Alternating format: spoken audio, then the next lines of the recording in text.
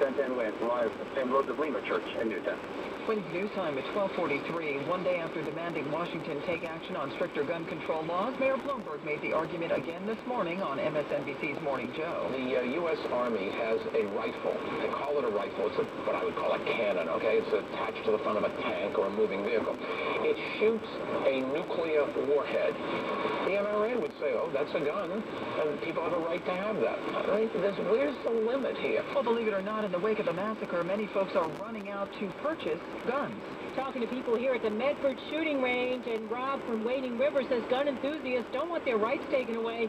He thinks it's only natural that there has been a run on gun sales, especially the rifle used by the Connecticut shooter.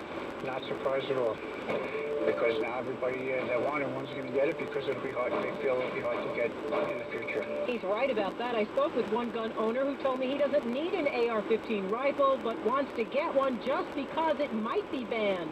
Gun shops and dealers across the nation are reporting sales have been through the roof since the massacre. Mona Rivera, 1010 Wins on Long Island. Well, today, several New York City council members are scheduled to announce a gun recovery initiative in the boroughs. Wins News Time, 12:44.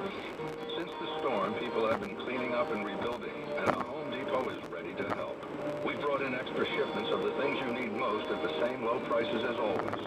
You can ask for 18-month special financing on purchases of $299 or more. Purchase what you need today to get your home back in order and have more time to pay. More saving, more doing. That's the power of the Home Depot. Valid through January 16th, U.S. only, subject to current approval. Terms and conditions apply. See store with details. This is Brandon Bastardo talking about his Nissan NV Cargo on hidden microphone. You know, my uncle used to have one of these, like have an old van. Where's the big hump? What was... It's one of the, it's got a hood on it. What do you mean? The ones, the vans that don't have the big hood, yeah, the humps in the hoods. That's what the engine is. Oh, But the engine outside, so there's no hump. So they took the hump out. Yeah, they put it in front. Yeah, this legroom is amazing. To get more candid opinions with real Nissan NV Cargo owners, visit candidcargo.com. Nissan. Innovation that excites. 51 degrees, cloudy skies going up to 54 in Midtown. Wins News Time 12:45. Now 1010 Wins Sports, sponsored by RapidCashForGold.com. And here's Doug Thompson.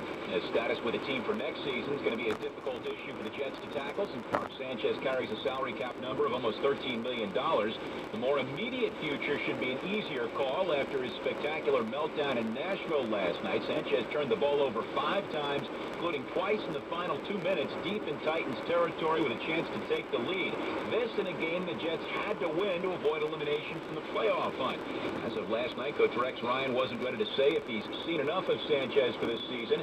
Wouldn't name his quarterback for Sunday's game against the Chargers, but it seems pretty likely that Tim Tebow or Greg McElroy will have to get a shot. NBA triumphant return to the Garden for Jeremy Lin last night as the Rockets clobbered the Knicks. Chris Copeland started in place of Carmelo Anthony, scored 29 points in 28 minutes. Knicks will host the Nets tomorrow night. Tonight, the Nets take on the Jazz in Brooklyn. Darren Williams, talking about his former team, said he was a lot more comfortable in the offense he ran with Utah and indicated some frustration with Avery Johnson's system, but the Nets coach says he's okay with that. I'm 47 now, turning 48. I don't take anything personal, okay? I communicate with all my players, so whether it comes out publicly or whether the guys talk to me about stuff privately, I got really thick skin and it doesn't irritate me one bit. Johnson also said he's putting more and more things into the game plan that D. Will is familiar with. Sports at 15 and 45 around the clock. Doug Thompson, 1010 Wins Sports. Wins News Time 12:47. You've seen the ads. New York's largest 2-day gold jewelry buying event is this Wednesday and Thursday at the DoubleTree Suites in Times Square. 1568 Broadway at 7th and 47th Street. On Wednesday at the Fitzpatrick Hotel, 687 Lexington between 56th and 57th. And on Thursday at the Marriott Brooklyn Bridge, all from 11 to 6. Gold prices have never been higher. Rapid Cash for Gold is buying millions of dollars of gold and silver jewelry this Wednesday and Thursday. Your gold and jewelry could be worth hundreds, even thousands of dollars in cash. Glass rings paying up to $500. Wedding bands up to $600. Gold jewelry up to $3,000. Sterling flatware paying up to $3,500. Rolex watches paying up to $12,000. And 2-carat plus diamonds up to $15,000. All payments are in cash. This Wednesday and Thursday at the DoubleTree Suites in Times Square. 1568 Broadway at 7th and 47th on the 5th floor. On Wednesday at the Fitzpatrick Hotel, 687 Lexington between 56th and 57th in the Boardroom Suite. And on Thursday at the Marriott Brooklyn Bridge in the Fulton Ferry Suite. All from 11 to 6. For information, go to rapidcashforgold.com. 51 degrees, it is cloudy. The humidity is 83%. Winds are variable at 4 miles per hour. 51 going up to 54 degrees in Midtown. Winds news time at 12:48. A federal judge today is expected to decide whether to temporarily delay New Jersey's plan to allow sports betting to begin next month. U.S. District Judge Michael Schiff will be hearing arguments from both sides in a lawsuit filed by the NCAA and the 4 major pro sports leagues against Governor Christie, who is for this. In fact, the state had planned to license sports betting operations as soon as January and has already published regulations governing licenses.